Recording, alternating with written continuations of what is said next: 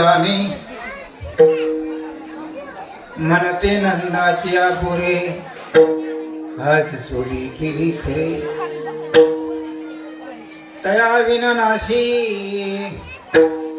नोहे दुसरी आयशी म्हणते नंदाची पुरे आज चोरी केली खरे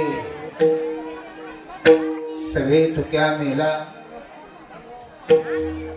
सवे तो क्या मेला तेने अगुना निला मनते नंदाची पुरे आज चोरी केली खरी विठाल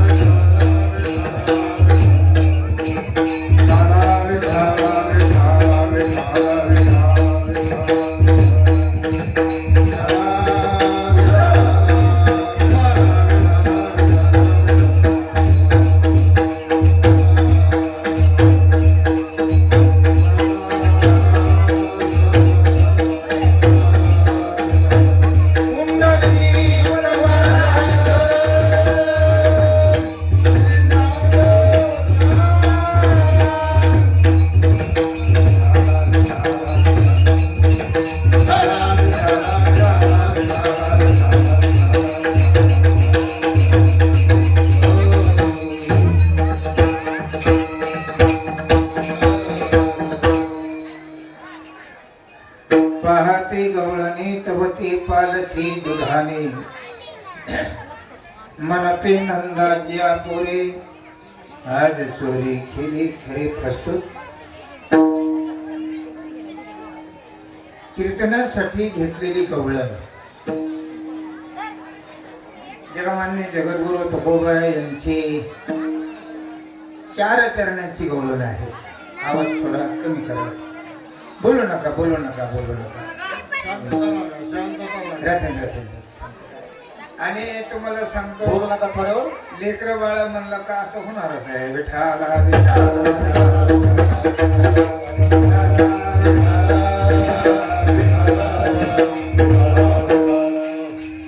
कालच एका प्रसंग आहे आणि याच्यामध्ये खरी शोभा आहे. हो म्हणजे याची शोभ काय शोभा आहे. आपण जर निवांत चांगलं चिंतन करायचं ठरलं आणि हे जरा नसले बालगोपाळ कर आणि आजचा जो टाइम आहे तो गोपाळांचाच आहे. तेव्हा त्यांच्यावर राहू नका. फक्त प्रत्येकाने आपापली जबाबदारी सांभाळायची की बोलायची नाही. विठाला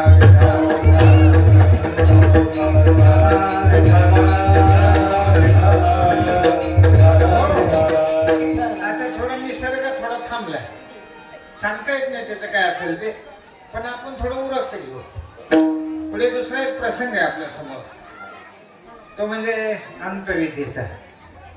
आपल्या या सावरगाव क्षेत्रामध्ये रहिवासी असणारे कोण ईसाबाई बिस्मिल्ला शेख यांचं अकस्मात निधन झालेलं आहे.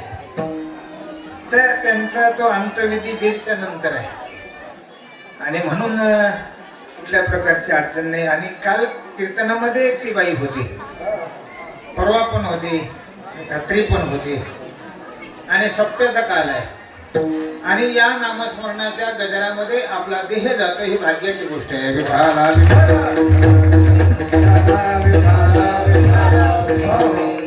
आमच्या सारख्याला स्वतः हे भाग्य लाभायचं नाही. इच्छा असून सुद्धा ते मिळणार नाही. काय वातावरण आहे. आणि गोकुळ अष्टमीचा पर्व काळ आहे. काय गोकुळ, अरे कोणी असू द्या, कोणताही धर्म असू द्या, सगळ्यामध्ये परमात्मा एकच आहे. विठाला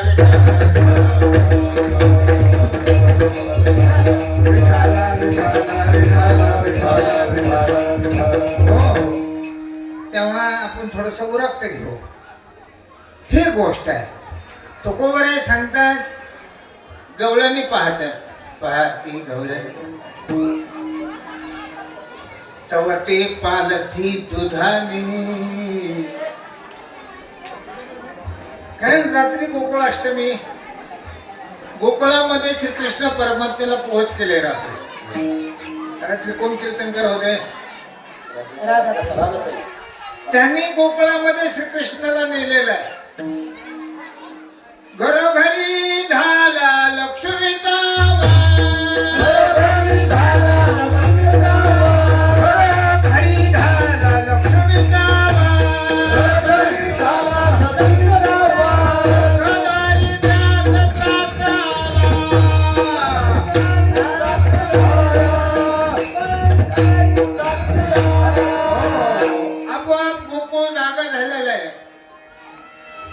घराघरामध्ये आनंद व्यक्त केला जातो.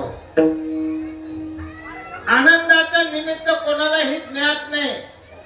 रात्री 12 वाजता कारागृहातून श्रीकृष्ण परमात्मा गोकुळामध्ये नंदाच्या वाड्यामध्ये यशोदेच्या पुढे ठेवलेला आहे. आणि ती माया घेऊन गेला. फिरविले दोन्ही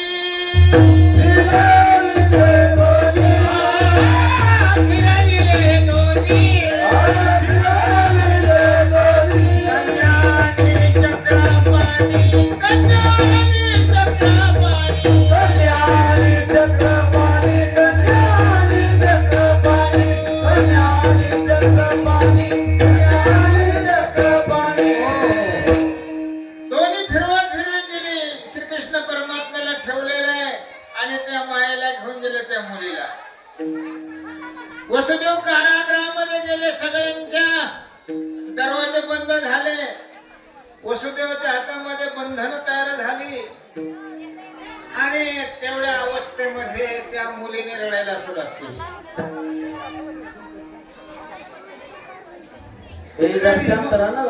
माया करी आकांत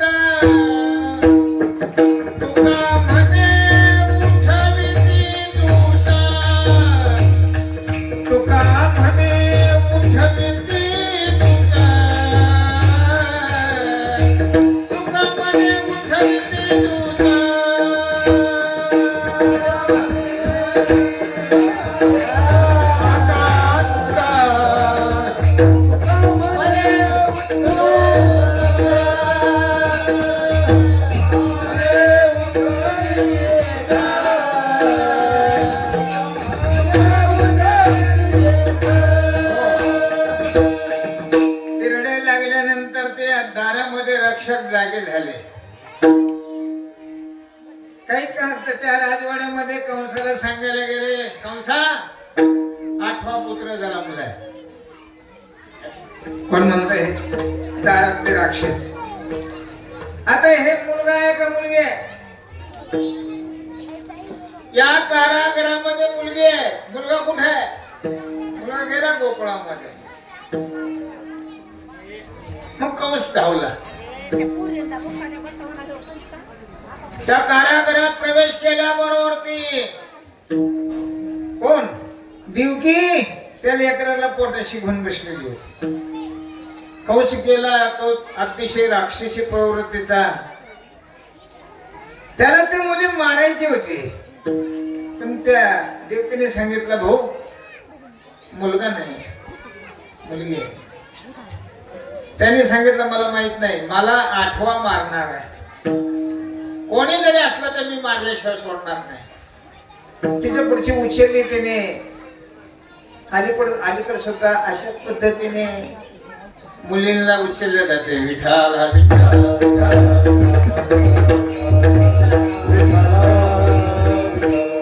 जे आपल्या देशाचं वैभव आहे. आपल्या देशातली जी संस्कृती जिवंत ठेवली, ज्यांनी माऊली ज्ञानोबराय तुकोबरायांना छत्रपती शिवाजी महाराजांसारख्यांना जन्म दिला, अशा आमच्या मातोश्रीची कोश पवित्र राहण्याची कधी वेळ येईल बरं? कधी तुमच्या लक्षात येईल हिचं संरक्षण करणं? किती वाईट गोष्ट आहे. आणि 4, 5, 6 वर्षाच्या चिमुकल्या लेकरावरती बलात्कार केला जात काही प्रवृत्ती येत काय? ही राक्षसी प्रवृत्ती आहे. काय वाटत असेल? ऐकताना दुःख होत. अरे बापरे बापरे, मी पाहत नाही, बंद करतो ते पाहायचं का, देखवत नाही. विठाला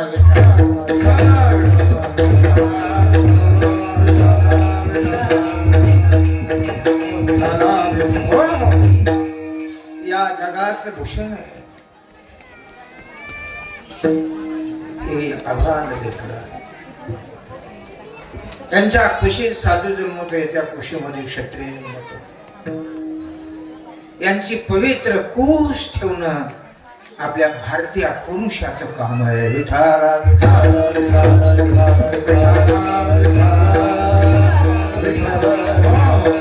त्या कंसाने तिला पकडलं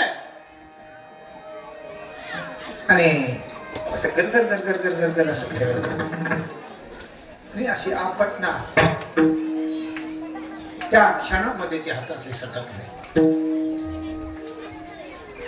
वीज कळल्यासारखा आवाज आला. ते आकाश मार्गे निघाले आणि तिने आकाशवाणी केली. आकाशाची वाणी सांगत असे कंसा, मानी हा भरवसा बोलण्याचा, माझ्यावर विश्वास ठेव कंसा. ए दुष्ट राक्षसा, तुला जो मारणार आहे तो गोकुळात आहे. विठाला विठाला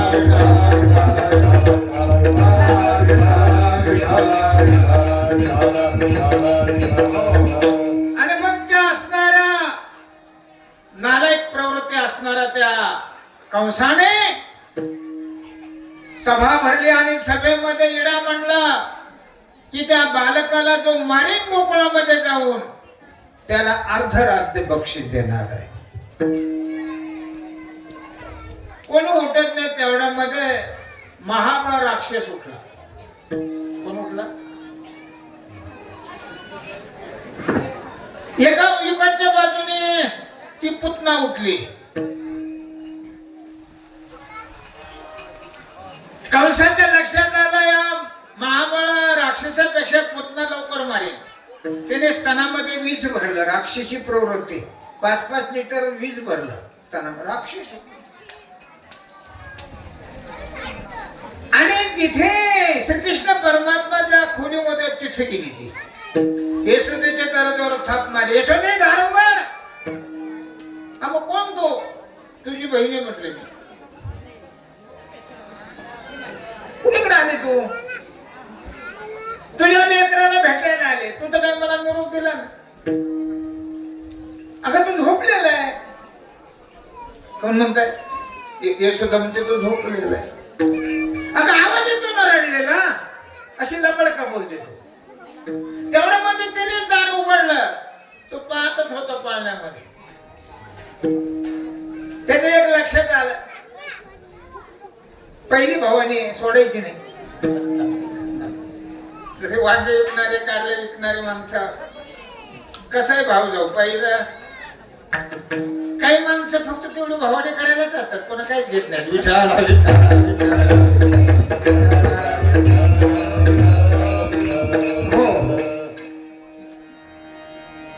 आता मी तर सांगत बसत नाही. मला इकडचा वेळ म्हणजे कमी पडणार आहे. काही लोक बाजारात जातात. इथले सुद्धा लोक जातच असतील ना बाजार, का नाही? तुम्हाला तर अनुभवच असेल, कारण तुम्ही विकणार आहे आणि बरेचसे लोक घेणार आहेत. मग त्यांनी काय करायचं? गाजर उचलून तोंडात घालायचं. एक हातात घ्यायचं. काय बाहेर चालला असं बाजारात दिवसभर चरत. मग संध्याकाळच्या बाजारात इथे नसते तसे बाजारी. बाजार करायचं पण आपलं भागल्याशिवाय बाजार करायचं नाही. काही अशी गंमत आहे 5 माणसाला घेऊन जाणार तिथं सगळा बाजार घेणार. सगळ्यांनी पैसे देऊन टाकले की त्यातला जो मेन आहे चाठर त्यांनी सांगायचं माझा कर बाजार. पैसे द्यायला मी 5 कुणी आणले माझे पैसे नाही. हे 5 जणांच्या पैशावर माझा बाजार झाला पाहिजे असे बाजार करणारे बरेच आहेत. विठाला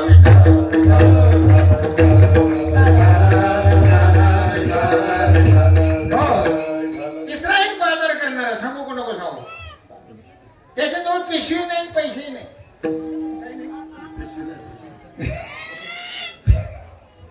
म्हणजे काही घ्यायचं नाही काही द्यायचं नाही.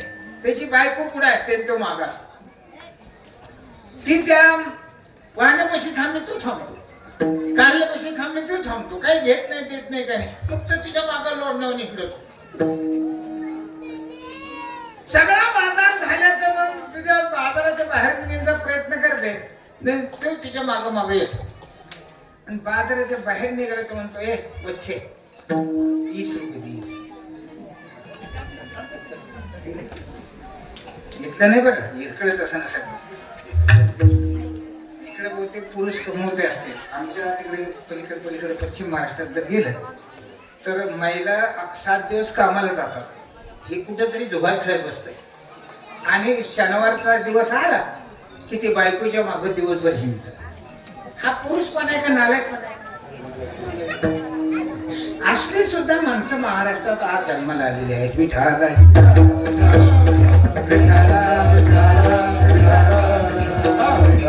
ज्याला लग्न करायचं त्याला आयुष्यभर बायको सांभाळता आली पाहिजे. दुसऱ्याच्या दारात जाता कामा नये. त्यांनीच लग्न करायचं नाही तर संन्यास घ्यायचं हे मर्यादा. रोज बायको दुसऱ्याच्या दारामध्ये खुरपाय जाते आणि हे येण्यासारखं हिंडते गावामध्ये बिगर कामाचं धामाचं. अशी प्रत्येक गावात 100-200 लोक प्रत्येक गावामध्ये काय सध्या आता मी सांगत बसत नाही. विठाला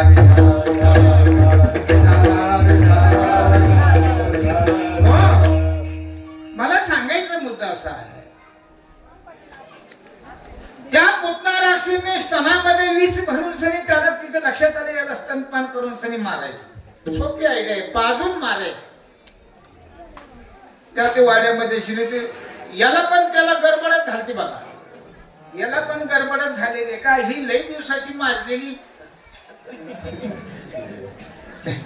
नको ती क्रिया करणारी यांचा संपवण्यासाठीच तो अवतार आहे. भक्ता राखे बाया बसे दुर्जनाशी संवारी. त्याचं काम आहे ते. जसा शेतकरी सोयाबीन खुरपिताना तण काढून घेतो. काचकोचे कोण चिखलात काही ना पण ते उपटे करा ते काढलं पाहिजे नाही तर आपल्या मालावर परिणाम. त्याप्रमाणे कधी कधी ईश्वराला अवतार घेऊन असते नालायक काढावं लागतात. विठाला आणि अशा पद्धतीने ते पुतना राक्षसीने त्याला उचलला असंच मांडीवरती घेतलं. तिला तर दम निघतच नव्हता पण याला पण याने स्वतःच मिळून सनी प्यायला सुरुवात केली. सख्याईपेक्षा अति जवळ लेकरू इथे पण तिला काय माहिती ही पाजल्यावर मरत का मारित ती पाजण्यासाठी वीज भरून आली स्तनामध्ये. परंतु आता हा मारणार आहे का मला मारणार आहे तिच्या काही लक्षात नाही. ते का विवेक नाही ना. एवढं प्यायला सुरुवात केली जाऊन 750 मोकळ बसली वेळीवर असं खेचायला सुरुवात केली. 1-1.5 वर्षाचं लेकरू झालं तर ती आईला बेजार करताय. चिटू त्याला भात घातला खात नाही काही नाही मरायला लागली म्हणे आई होती का. ती लेकरू तिला सांभाळायचं. ती मरते फार अशी बारीक होते आणि त्याला पोषिते आणि हे नालायक पुढे जाऊन तिच्याकडे बघतच नाही. विठाला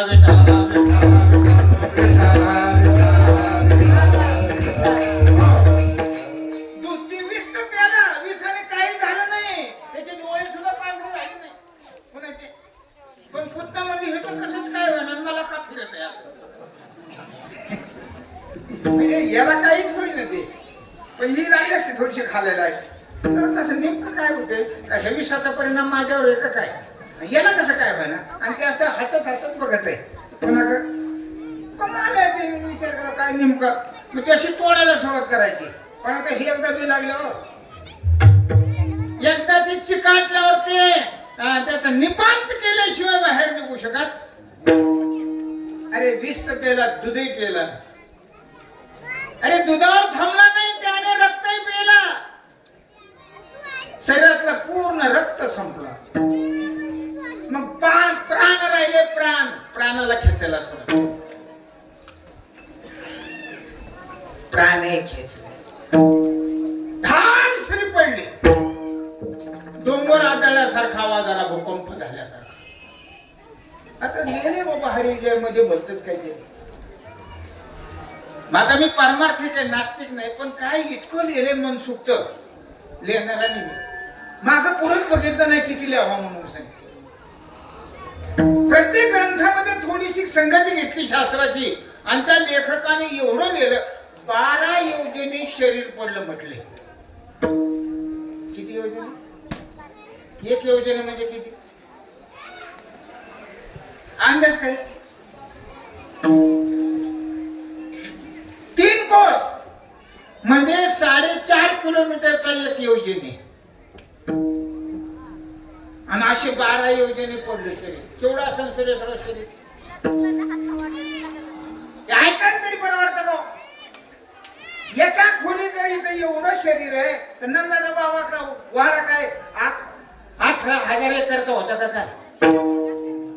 पण लेखकाने लिहिलं ना, आपल्या माणसं तंबाखू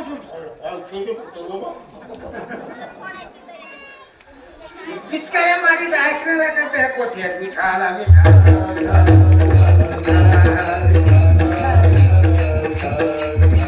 बुद्धिवान थांबत नसतो इथे. बुद्धिवान त्याचा विचार करत असतो, त्याची लक्षणं जाणत असतो.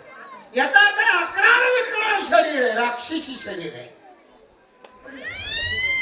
आणि ते पडल्याच्या नंतर कंसाला कळा पुतना गेली. आता पुतना जर गेली तर आता काय करायचं? मग पहिल्यांदा विड्या उचलला तो महाबळवर, मी जातो म्हटलं. मग ब्राह्मणाचा वेश धारण केला, सात्विक. राक्षसानेही मरत नाही, मग सात्विक वेश धारण केला. गळ्यामध्ये जानवं घातलं, 16 नेसला, अशोकरावांनी उलट निशिनारावर फाटवाचा कसं कोण विठाला विठाला.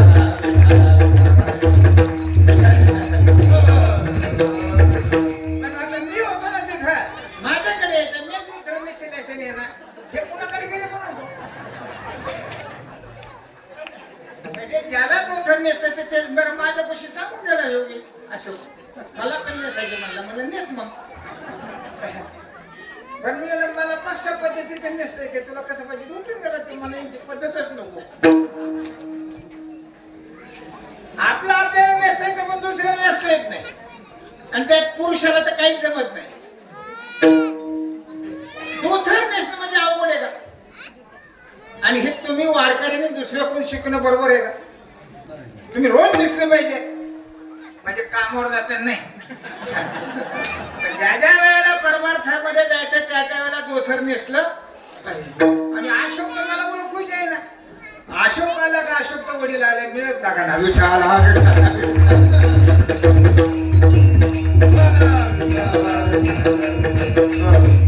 चांगली गोष्ट आहे. आणि आल्यानंतर दर्शनाला मी सांगतो ना, अशोक नाना माझ्याकडे कसं काय बघणार खेळतात ती, मी त्याच्याकडे वर डोळे करून बघत ना, आणि तो काय माझ्याकडून हालत नाही. मी तो परत हालत नाही तोपर्यंत त्याच्याकडे पाहिलेच नाही का. त्याला थोडस मी असं कोण आलेलं होतं, मग मी तसं केलं त्याला विठाला.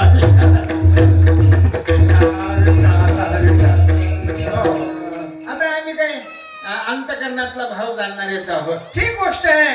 त्याने ते गंध वगैरे लावला, शिंडी हातात पंचांगण घेतलं, गळ्यात जानवं घातलं, बिगर गाठीचं दोधार खोसलं.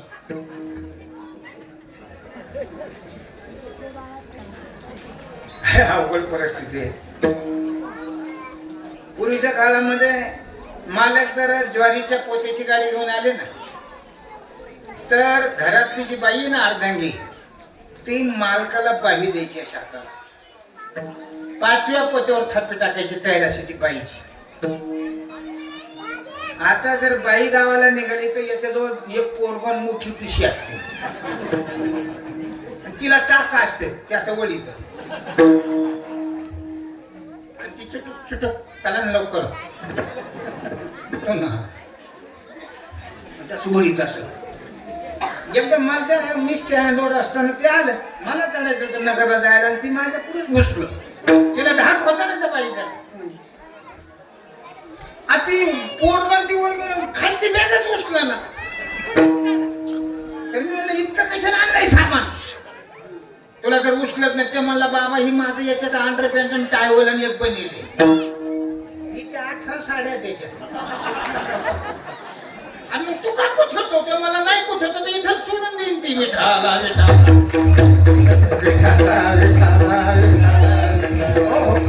ह्याची परिस्थिती तुम्ही निघले सगळं आता. पण आता बघा ना पुरुष कसं आहे ती, असं तर कोण सुटलं की गेलं तिकडे तिकडे. अवघड परिस्थिती झाली आता, काय अवघड झाले. काम करून नको, पैसे विषय उपाशी करायला नाही व्हायना, पण बायकोची सजत केली. इष्टीत बसले तर, गाडीवर जर बसले तर एका माणसाला 2 तोंड आहे का 2 माणसाचे 2 तोंड आहे? असं काय त्याला घर आहे का नाही बोलायला? सारखीच काय बोलत नेमका सारखं मुटक्यात मुटकं. मी कधी कधी वापरून होतो एकच का 2 आहे जागा माती तिकडे. विठाला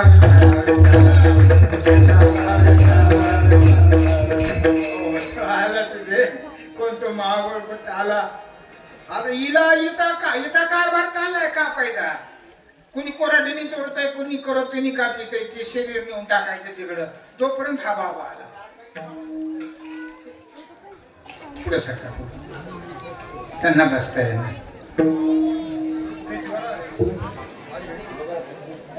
आणि हे दोघे कशाला उभे केले म्हणतो महालक्ष्मी. विठाला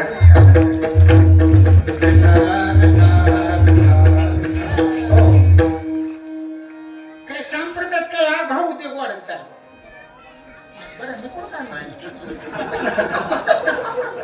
त्यांना वाटलं आता पुढे जाते नाही, भीतच बंद करतो. विठाला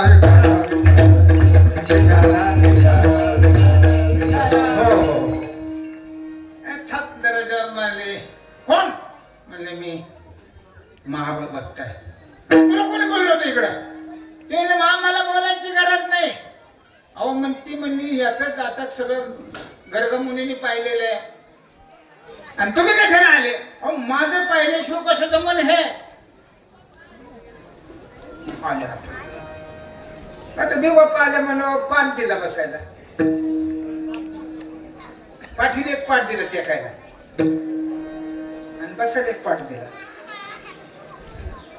आणि त्याच्यावर बसतो ना हे कोण? महाबळ भट्ट.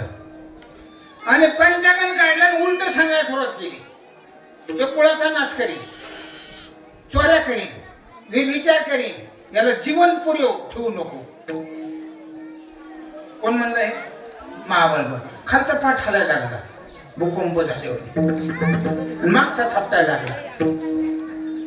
तुम्हाला सांगतो पली उलथाना चाटू तुंबा वरुटा मार द्यायला सुरुवात झाली. कुणाचा हात दिसाना, कुणाचं काय होईना, निर्जीव गोष्टी गपा गप लागायची. तिंबून काय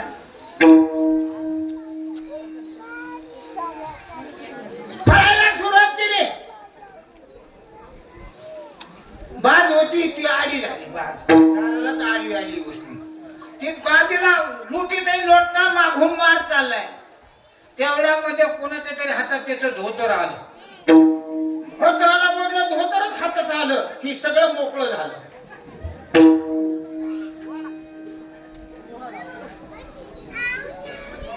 पंचांग फाटले, धोतर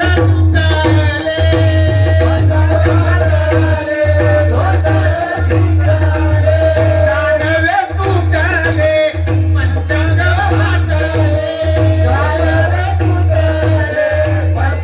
फाटले, धोतर गळाले, ढुंगणाचे, धोतर गळाले, ढुंगणाचे.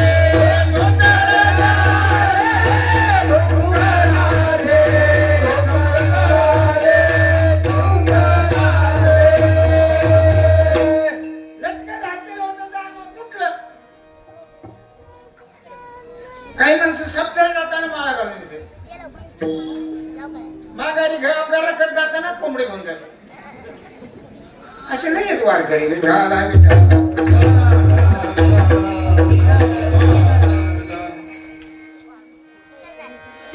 मी एका चांगल्या गाणाराची माळ पाहत होतो 30 वर्ष. ती लाल माळ असायची, म्हणजे याला कलर केलेला असायचा, पण ती कधी धुतलं म्हणजे आंघोळ करायच्या अगोदर तो काढून ठेवायचा आणि सप्त्याला जातानाच घाल. मी नाव सांगत नाही, तुमच्या तालुक्यातली गोष्ट आहे. विठाला विठाला.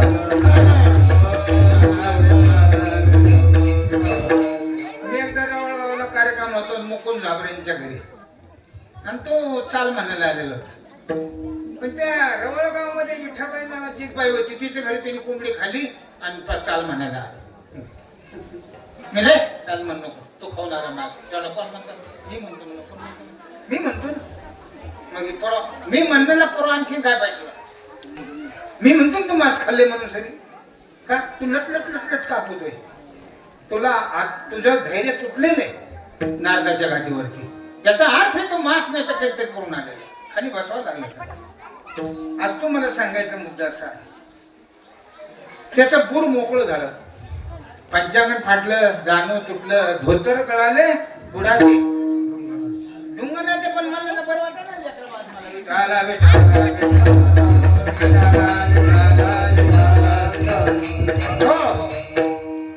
झाली. पण देव म्हटले, कृष्ण परमात्मा म्हटले ब्राह्मणाच्या वेशात आले याला जीवन सोडून, म्हणून हे अजून आपल्या बोकाने बसले. विठाला विठाला.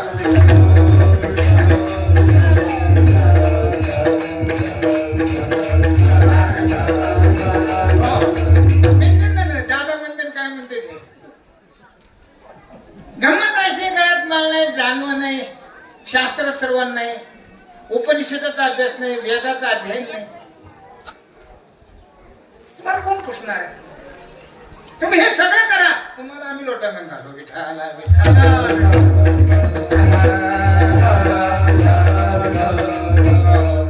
आता या राक्षसाचं वर्णन कुठपर्यंत करेल असं तुम्हाला इथं सोडून देतो. ते काय इकडचा कुठं नसलेला मोकार विपरीत उगाच दिशा दाखवून दिली. इकडं असं झालं आणि इकडे काय झालं.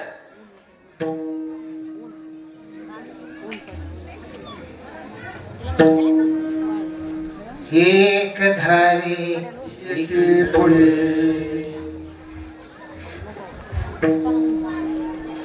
गवळण सांगती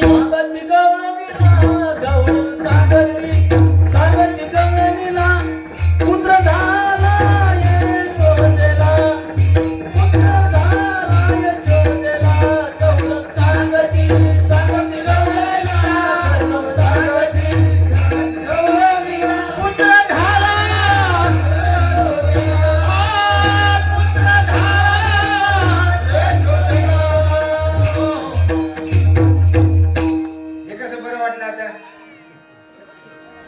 म्हणजे इकडे चोऱ्या असू द्या नाही तर खोड्या असू द्या, पण देवाचे लक्षात ठेवा. काही लोक म्हणतात तुमचा देव असला कसला नाही, चोऱ्या करतो. त्यांचं काय चुकत. ते त्यांच्या कोण देवाला बघत आहेत का देवा कोण त्यांना बघत आहेत. त्यांच्या प्रवृत्ती म्हणून पाहतात सगळ्या.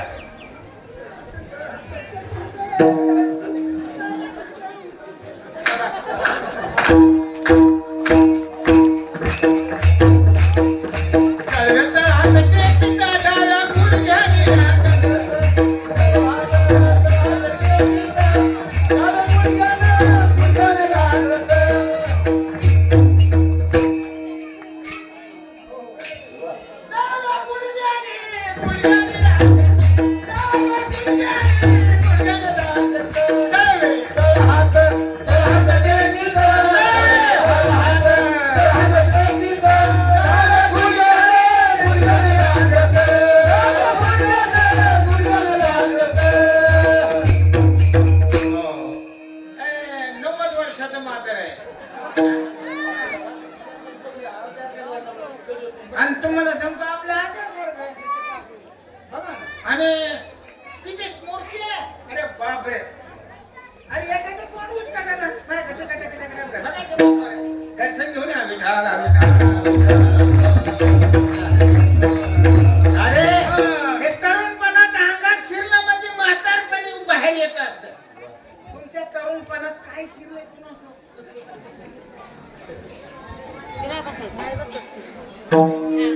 अरे करून ठेवावं लागतं म्हणजे आपोआप होत. बघा बाबा बरं ऋषांतर नाही उग सुचलं म्हणून नाही. डाव्या गुडघ्याने आता डावा म्हणजे काय अध्यात्म सांगत बसत नाही. उजवा म्हणजे काय त्याचे प्रकार आहे त्याच्यामध्ये अध्यात्मामध्ये. लेकरा बाळाला काला करायचा सगळ्या गवळणी दारात झाले. सगळ्यांनी त्या कृष्ण परमात्म्याला अक्षण केलेलं ओवाळलेलं आहे आणि सगळ्या गवळणी परत आणि परत गेल्याच्या नंतर याने ती रडायला सुरुवात केली. म्हणतात तो काही केल्याने तो रडणंच थांबवायला तयार. समजाविता राहीना रडते माझे बाळ ताजे समजाविता राहीना.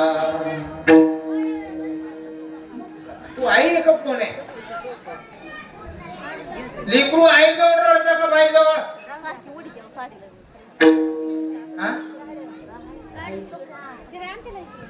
लेकरू आई जवळ रडतं का बाई जवळ?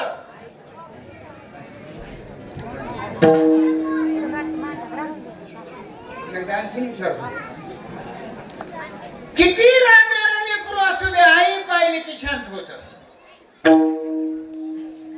आणि बाई पाहिली की ती भोकाड वाशीत. आपलं उलट झालंय. आपलं झालंय की बाई पाहिली की स्थिर होत आहे ना आई पाहिली की बोंबलत आहे. विठाला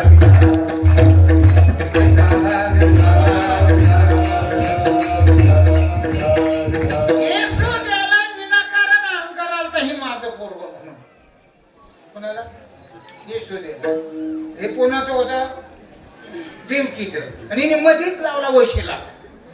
तिच्याकडे सांभाळायला आणून दिले का हिच.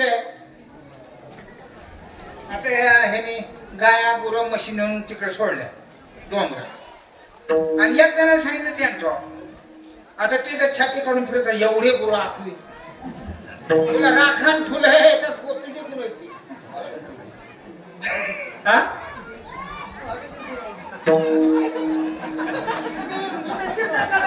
काठी मला गुरु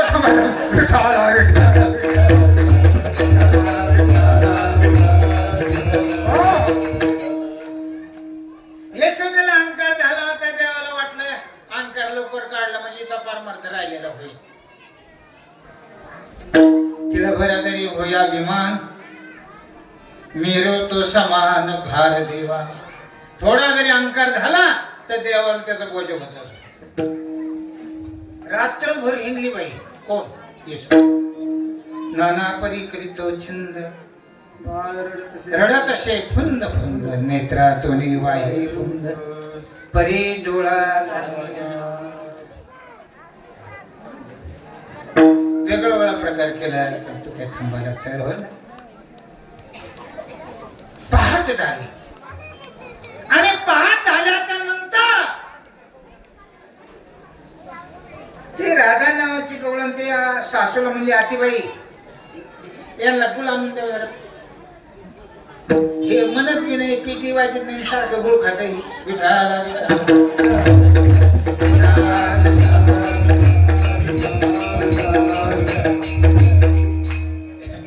आजच सवय अशी नाही. पिटी वाजायला पडतं तरी आपल्याला गुळ खात आपला खाता आणि त्याचा खात विठाला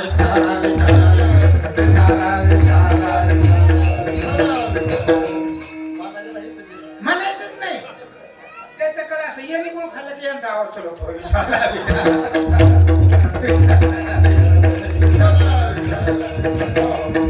आता हे पेटे मास्तर चुकून चापून पण बरेचसे पेटे मास्तराचा थडका सारखा गुळावर असतो. खायला गुळ तुमचं कोण तुमचं पण आम्हाला का बोरा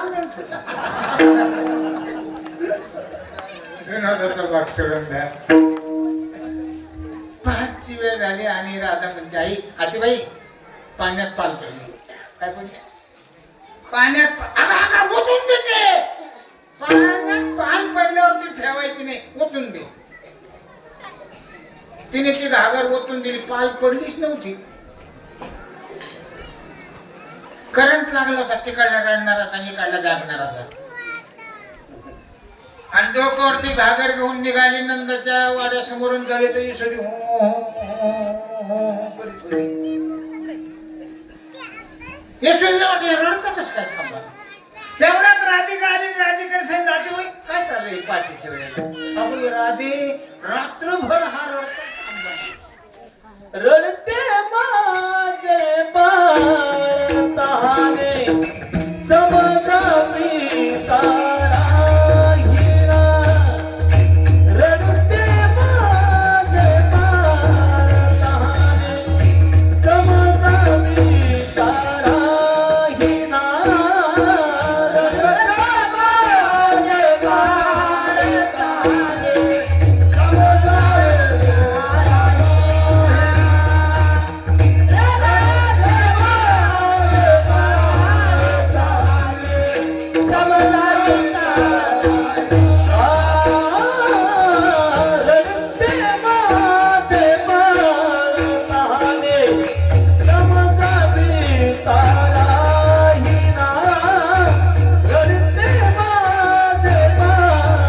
तहाने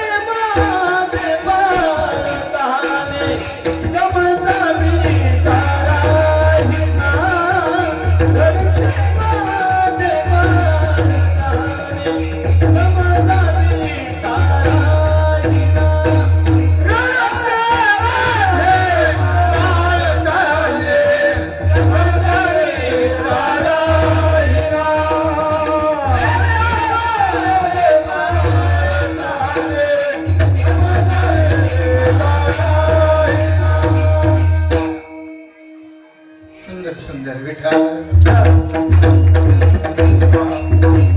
अशोकला आवाज बसलाच नाही.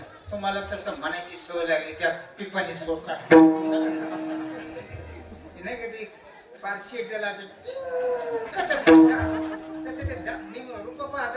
सुंदर त्यांना पण ते सांगत होतो दाबताय तुम्ही स्वरा स्वराचा रॅच करा मोकळ्या मनाने. विठाला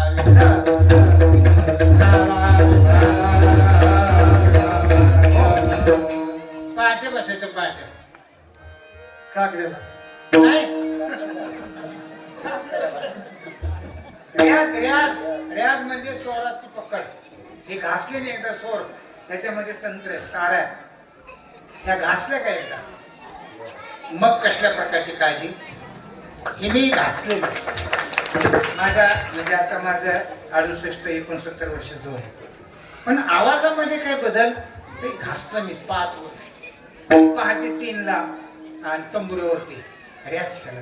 तुम्हाला सगळ्यांना माहिती मी भात खाडे आणि पलुस्कर पद्धती आपली भारतामध्ये त्या दोन्ही पद्धतीने 5 वर्ष संगीत केलेलं आहे. विठाला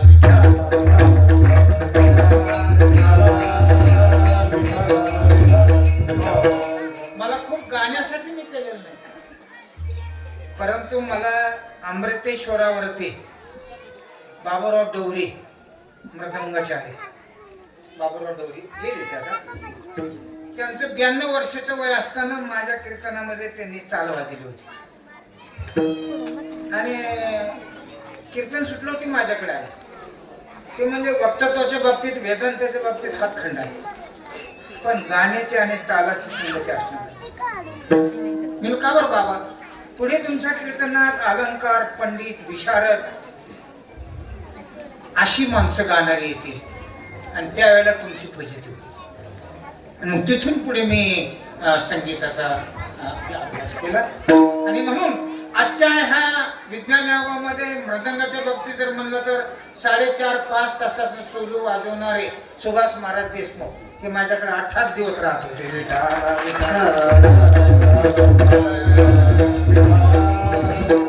महाराष्ट्रातली जी अतिश्रेष्ठ पद्धतीची गाणी धामणीकर नाही सुद्धा माझे चाले होते. मी ज्या वेळेला सोलापूर जिल्ह्यामध्ये जातो धामणीकर असायचे चालू म्हणजे सगळी जी अतिशय श्रेष्ठ मंडळी होती वाजवणारी गाणारी यांच्या सामूहिक मला राहण्याचा वेळ आला आणि त्यामुळे ही तालाची आणि स्वराची पकड जागेवर बसली. विठाला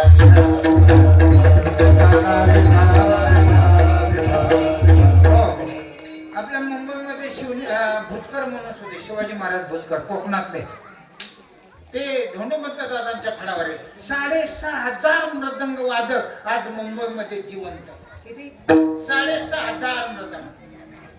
त्यांची पौर्णिमा गुरुपौर्णिमा करायची तर 6,000 मृदंग वाजवणारी माणसं शिवाजी भूतकरला गुरुपौर्णिमेला ओवाळायला येत होती. म्हणजे अशी मोठाली माणसं. मी मुंबईमध्ये जवळजवळ 30 वर्ष चौफेर कार्यक्रम केले त्या 100 किलोमीटर मध्ये. विठाला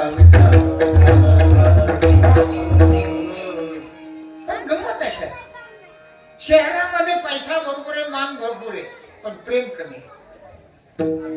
आणि आपल्या खेड्यात जर आलं कमी असू दे पण प्रेम आणि म्हणून एवढा आनंद होतो खेड्यामध्ये जाताना आणि त्यातली त्यात सावरगावला येताना जास्तच आनंद होतो.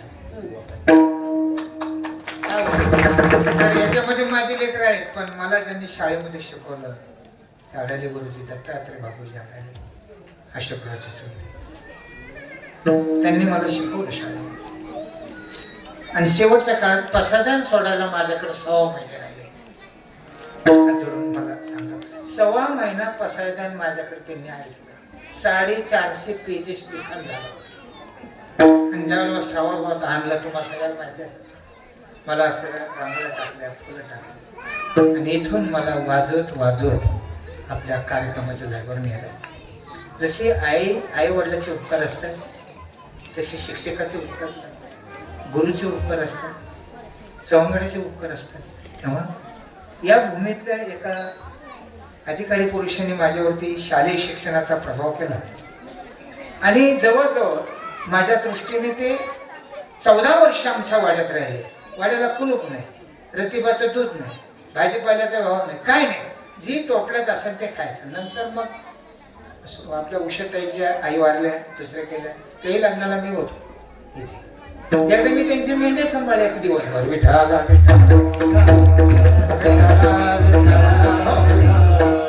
आता मी तिथं बसलो होते त्याच्या पलीकडे पत्रा टाकलेला होता आणि पत्रातलंच असं लावलेलं होतं मेंढे तिथं कोंडीत होते. ते कोणाचे वडील होते फेटेवालेच होते अशोकचेच वडील होते. विठाला ही गोष्ट मी तुम्हाला सांगतो 50 वर्षाच्या मागची. तेव्हापासूनचा सावरगावचा आणि माझी नाळ जोडलेली आणि म्हणून मी हाकीची वाट पाहतो. विठाला आणि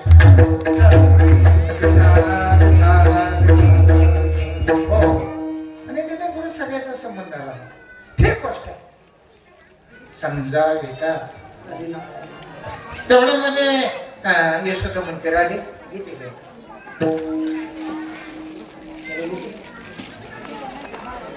लेकरू घ्यायचे पाटलाच्या गाडीतले लेकरू घ्यायचे सोपी गोष्ट नाही. हात केल्याबरोबर श्रीकृष्णाने उडी मारली आणि मानच मांडली खांद्यावरती. डोळाच लागला.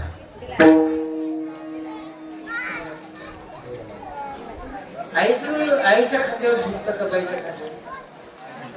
जर ही कामिक स्त्री असते विषयाधीन जर स्त्री असती तर श्रीकृष्ण झोपला असता. अरे ही श्रुती आहे ही श्रुती आहे. तिने एक आकार केला स्त्रीचा आणि हा परमात्मा ब्रह्म आहे. या श्रुतीचा आणि या ब्रह्माचा संबंध आहे. भक्तीचा आणि देवाचा संबंध आहे. ज्ञानाचा आणि देवाचा संबंध आहे. प्रेमाचा आणि देवाचा संबंध आहे. अशा पद्धतीत त्या गर्भीच्या स्मृती त्या गोकुळात स्त्रिया झालेल्या होत्या त्यातली एक राधा होती आणि त्या श्रुतीच्या खांद्यावरती या ब्रह्मांड नायक परमात्म्याने आपली मान टाकली आणि झोपी गेला. यशोदा सांगितलं राधे जा घेऊन त्याला. कुठे? तुझ्या रात्रभर डोळ्याला डोळा. राधेने त्या श्रीकृष्ण परमात्म्याला घरी नेले. काही वेळ झाल्याच्या नंतर तो जागा झाला. टाळू भरली, स्नान घातलं आणि पाळण्यामध्ये अनयाने सांगितलं. राधिकेचा मालक होतो अनया. राधे या श्याम सुंदर परमात्म्याला आपल्या घरी रोज आणायचं. राधे राधे गे श्याम सुंदरा. राधे राधे गे श्याम सुंदरा. राधे राधे गे श्याम सुंदरा. राधे राधे गे श्याम सुंदरा.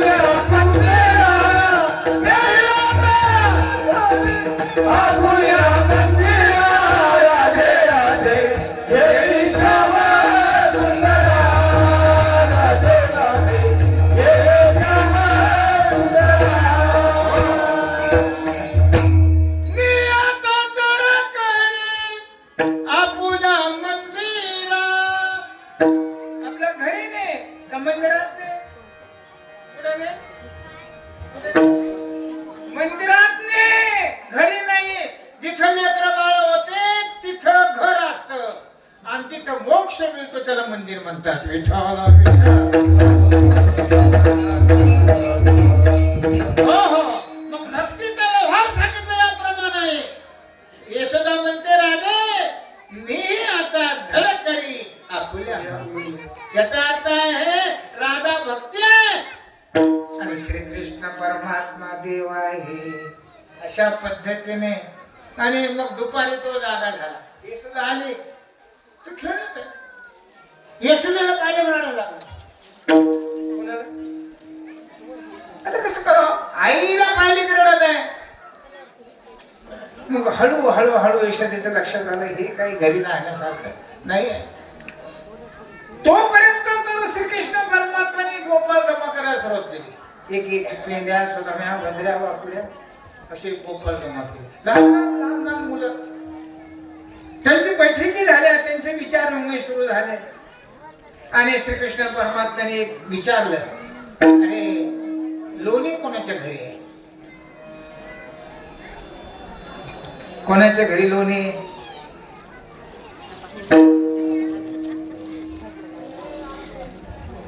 पेंद्या नावाचा होता गोपाळ. म्हणलं आपल्या घरी. किती आहे? 9 उतरंडी आहे. एका उतरंडीला 11 माठ आहे. किती आहे सर? सकाळी सांगा. सकाळी उतरंडी 9 आहेत. एका उतरंडीला 9 माठ आहे लोण्याने भरलेले. अरे बापरे खूप लोणे. पण म्हातारी जबरदस्त आहे आजी आमची. साखरेचं पोत 31 उचलून टाकते. इतकी ताकद. आताची पूर्वी गडबडीत चालायला लागली. बोराटी जर समजा शेळ्याने खाल्लेला पाला खाल्लेला असला बोराटी असली जर पातळाचा पाना बोलला तर बाई मोकळी जाईल. बोराटीत पातळ देऊ इतकी जाम नाही. कर्नाटकात तुम्ही जा. कर्नाटकामध्ये कोण पाहिजे?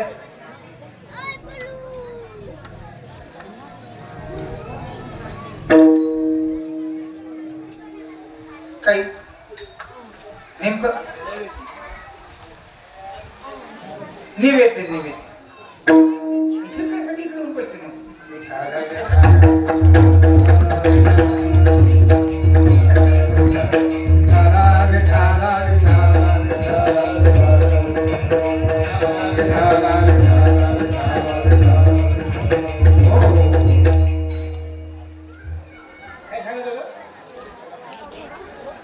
हा म्हातारी आला का पाऊस यांनी एक गंमतच चालली